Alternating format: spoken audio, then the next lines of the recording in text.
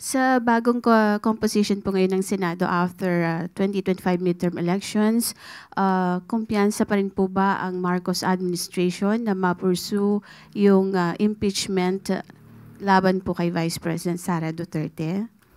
Wala pong anumang balita patungkol sa pagpursu ng Pangulo sa impeachment or sa impeachment trial ni VP Sara. So yan po ay ating tinututulan at pinasisinungalingan po. Wala pong sinasabing anumang pagkumpiyansa na para mapatalsik o matanggal sa pwesto ang Vice Presidente. Ma'am, with 6 administration-backed candidates in the Magic 12, how do you think this would help advance the President's legislative priorities po? Thank you. Ngayon po, na naboto na po ang mga susunod na mga leaders natin, umaasa ang Pangulo na ang bawat isa, ang lahat sa kanila, na binoto ng sambayanan, ay tutugon sa pangangailangan ng taong bayan. Ang trabaho po nila ay para sa bayan, para sa taong bayan, hindi para sa ilang interes. So anumang kulay yan, wini-welcome po talaga ng Pangulo na makaisa ang bawat leaders natin para tugunan kung ano man ang problema at magbigyang solusyon ang pangangailangan ng mga kababayan natin. At inaasahan din po ng administrasyon ang presensya ng lehitimong oppositionist. Pero lalabanan po ang mga obstructionist na nagtatago sa pangalan ng oppositionist. Mga obstructionist na maaaring pansarili lamang ang kanilang ilalaban.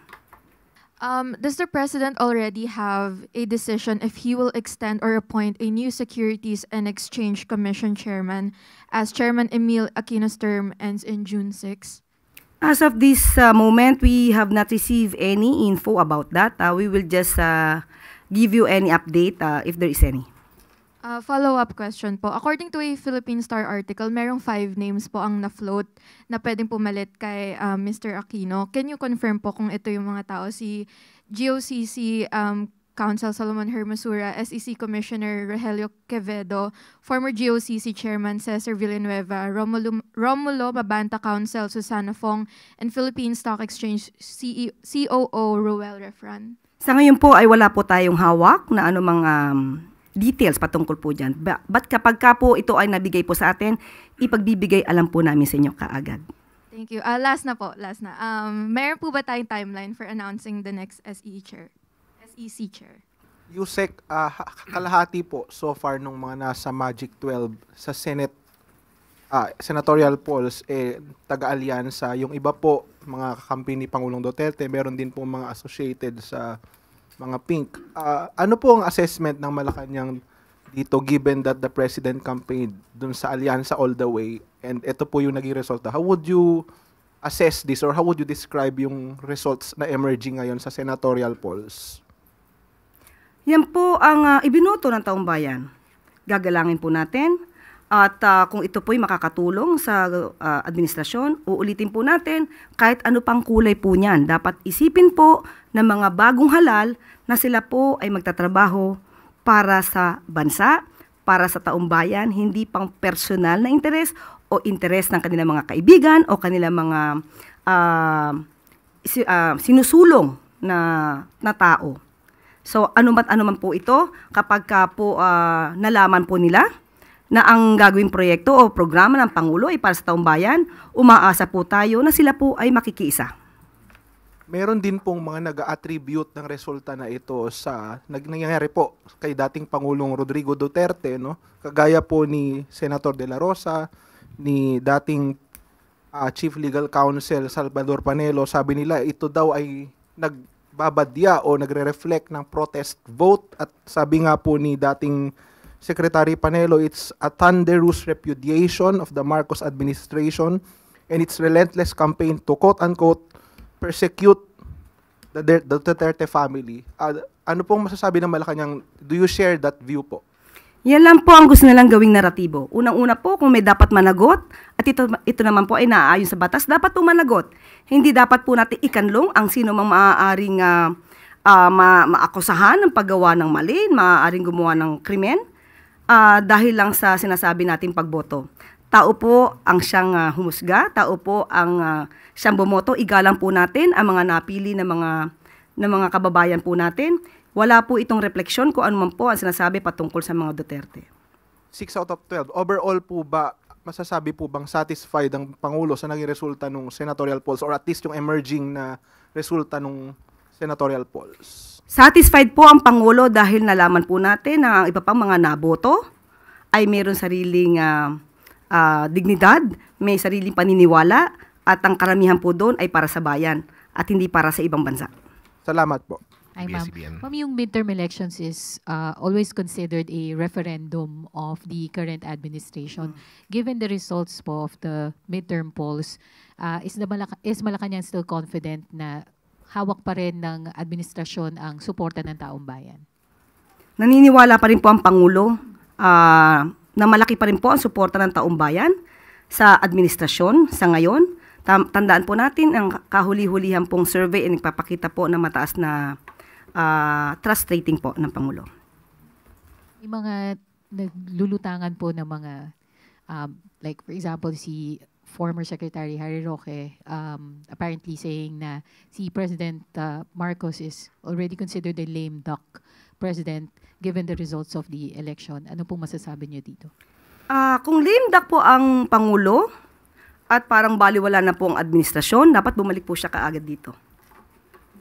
Still on the results of the elections, nabanggit nyo kanina that the President welcomes the presence of a legitimate opposition, pero lalabanan ang mga obstructionist.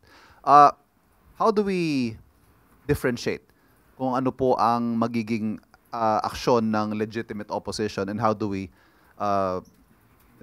categorize the others na at masabi nating obstructionist? Napakadali pong sagutin yan. Unang-una, pag sinabi natin lehitimong oppositionist, ang ipinaglalaban nila ay ang bansa, ang interes ng taong bayan, hindi ang personal na interes.